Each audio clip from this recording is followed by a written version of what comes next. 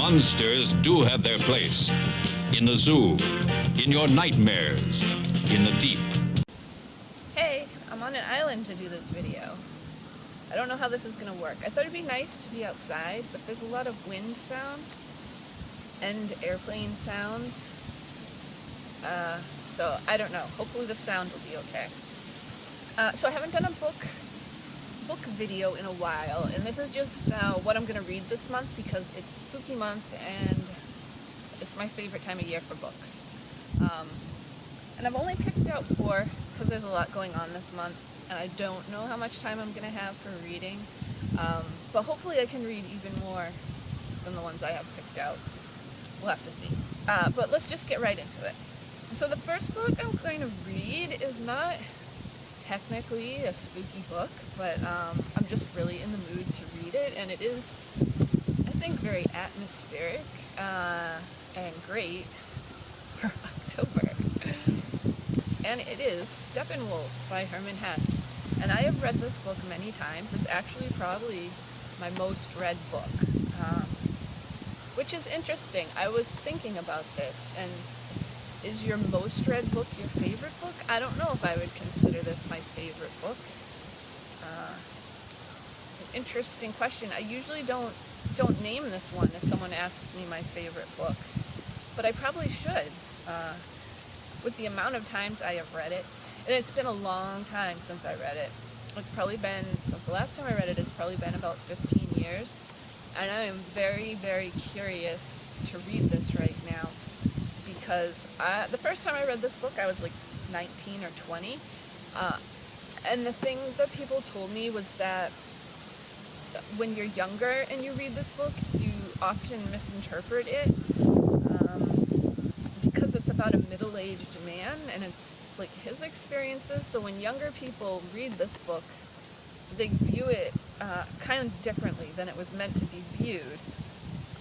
And I read this many times in my 20s and early 30s. And here we are today, and I finally feel like I'm the right age for it.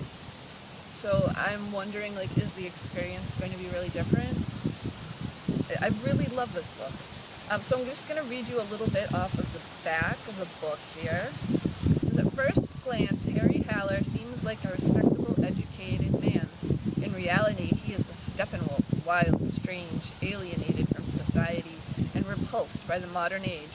But as he is drawn into a series of dreamlike and sometimes savage encounters, accompanied by, among others, Mozart, Goethe, and the bewitching Hermione, the misanthropic Haller undergoes a spiritual, even psychedelic journey, and ultimately discovers a higher truth and possibility of happiness.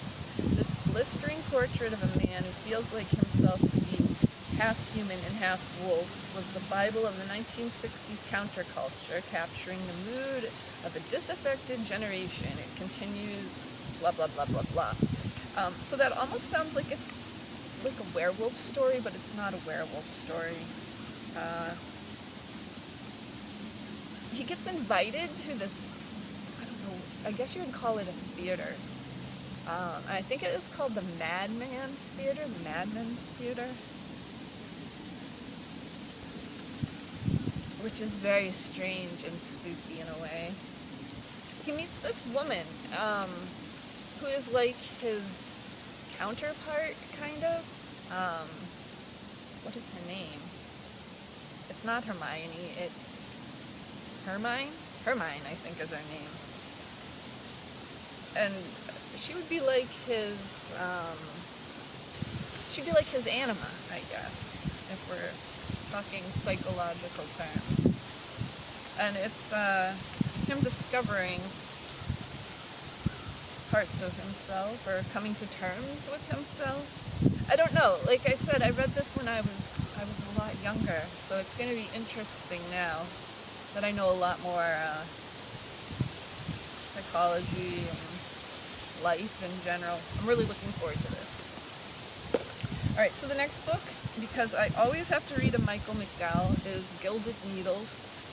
And I try to keep his books to October because I don't have that many left of his to read, and it's making me really sad, so I try and save them for October. This is this one.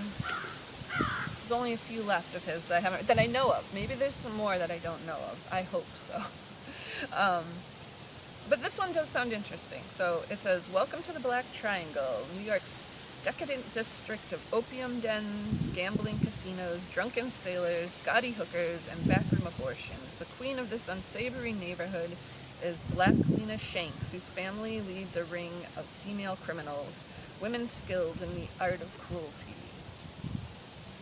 This is a Valancourt book, so I'm assuming it is a horror book. It sounds like it, not just like a crime book. Every book I've read of his just like blows me away. I completely love him. So another one I'm really excited for. But this one's probably the one I'm most excited for, and I don't even quite remember. I was reading something, and it had a little description of this book. I've never heard of this book before, so I went to look for it. And as far as I can tell, it's only available in hardback and Kindle. And I hate Kindle because I never have my Kindle charged, or I'm losing the charger, and then I can't read my book. So I prefer to have an actual book. And unfortunately, the hardback was like really expensive. So hopefully it's worth it. I haven't even said what it is. It's called Wildling Hall by Elizabeth Hand, and it is about a rock band in the 1970s that go to a mansion, I think it's in the country or something, a secluded mansion, to record their album, and the singer disappears. And then I think it leaps forward in time to the same mansion, and stuff's going on there. So I don't know. I just thought that sounded like the perfect book. I've read stories about Led Zeppelin in the 70s recording albums in a mansion, and it always just made me think that would be a great scenario to base a book on, like a scary book on. So I'm hoping this is like my imagination. I'm hoping this is like my dream book. Otherwise, I'd have to write it myself, and that will take way too long. I'd rather read someone's. So I hope that's good. And then my last book, because I always like to read collections of like folklore and supposedly true ghost stories, is this book by Joseph A. Citro. I'm not sure that's how you say his name. And it's Green Mountains Dark Tales. So it's a collection of stories based in Vermont. I've read several of his books. He usually writes these collections of stories. I think they're usually in New England. And they're pretty good. Quick little read with interesting stories. I don't know too many stories about Vermont, spooky stories. I did see, where did it go here? It has something about Bennington. I don't know. There's like a Shirley Jackson book called I think it's The Bird's Nest. I think that's the one that takes place in Bennington, or was based on a story that happened in Bennington. This Shirley Jackson's The Bird's Nest. It just, oh my God, you should read that book. That just takes you by surprise. You just get to the end. She's so good. You get to the end of her books and it just like grips you. You don't even know what hit you by the time you get to the end. Oh my God, I love Shirley Jackson. But this isn't Shirley Jackson. And I don't know. It says the Bennington Bottle Monument, which I don't think that's the same thing. It's the Bennington Triangle where people disappear. I don't know. I guess I'll have to read this to find out. But there's all kinds of stories. There's a lot of stories here. There's sections. People, places, and things. So that's good. That's good. Alright, so those are my books that I have, and hopefully I can maybe read some others, but maybe that gave you some ideas if you're looking for something spooky to read this October. There's a little squirrel, a little red squirrel that lives on this island. I call him Little Red, and I think he's scampering scampering around over there.